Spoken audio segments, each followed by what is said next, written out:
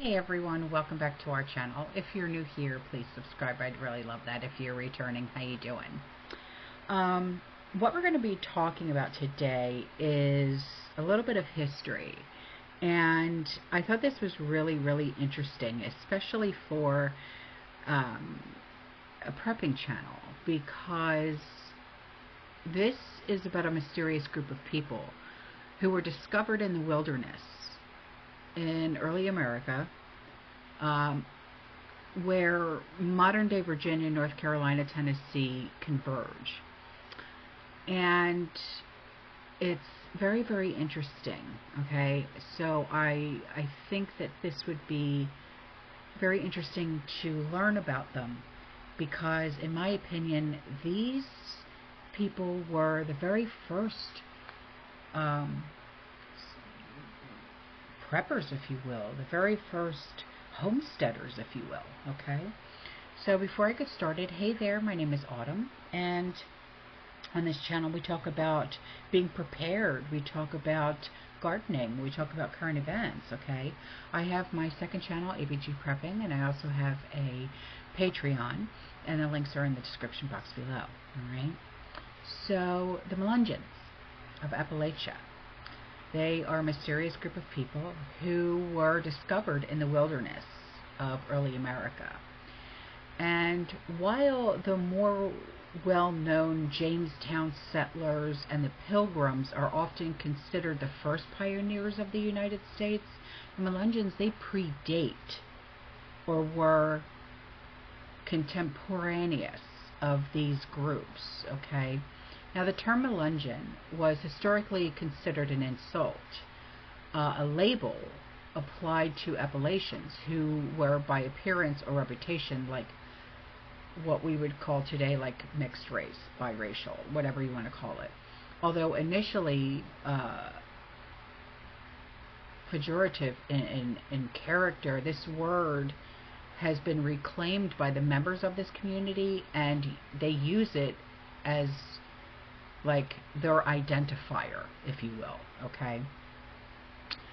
So these individuals, they live in a relative like isolation, and their unique physical characteristics set them apart from other groups of settlers.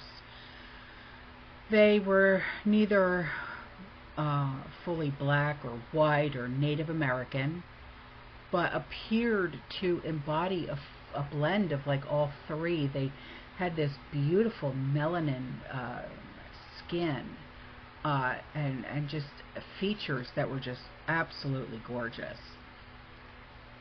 Some of them had darker skin and hair, while some of them had blue eyes, green eyes, red hair, beards. They're beautiful people. Their language was also very distinctive. They spoke a mixture of broken English and Elizabethan English as well, and various Native American dialects too. Despite their early presence in Appalachia, their true origins remain a topic of debate and mystery. Their history was largely hidden, partly due to the racial segregation and this isolation that they faced in the early southern colonies. Now, the Melungeons keep to themselves, often living in secluded mountain communities, away from the scrutiny of mainstream society.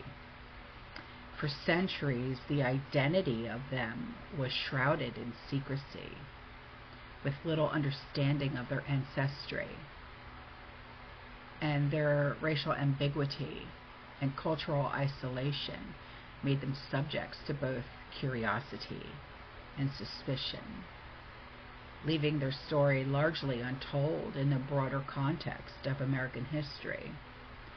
Today, they remain a fascinating and enigmatic part of the Appalachian heritage, with their roots continuing to intrigue historians and genealogists alike.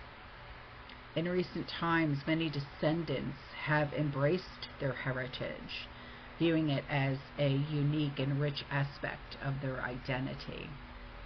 This has involved efforts to understand their history, document their experiences, and challenge the negative stereotypes that are associated with them.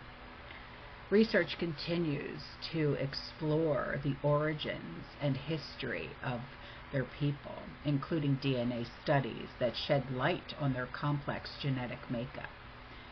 These studies have helped to dispel some of the myths and the misinformation surrounding their ancestry.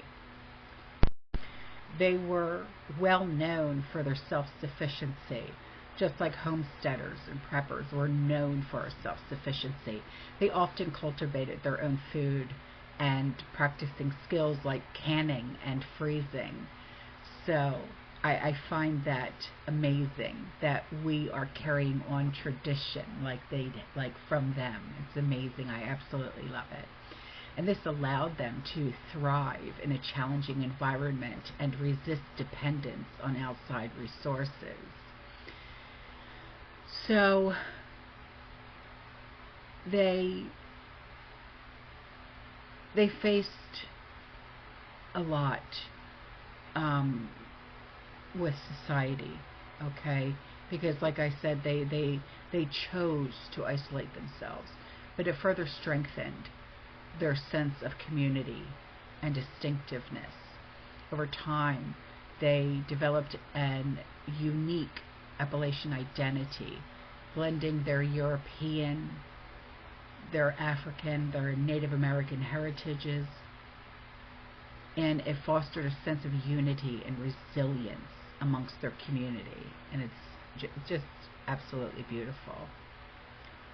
They demonstrate a remarkable resilience in the face of adversity, adapting to changing circumstances, preserving their cultural traditions for generations to come.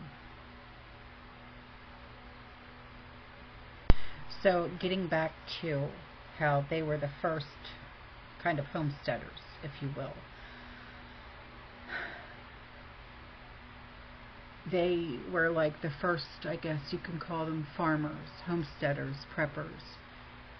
They carefully tended to their gardens, their orchards. They raised animals, including horses, goats, pigs, chickens. Nobody else was really as self-reliant as they, with the canning, the freezing, the growing of their own food. And I find it fascinating.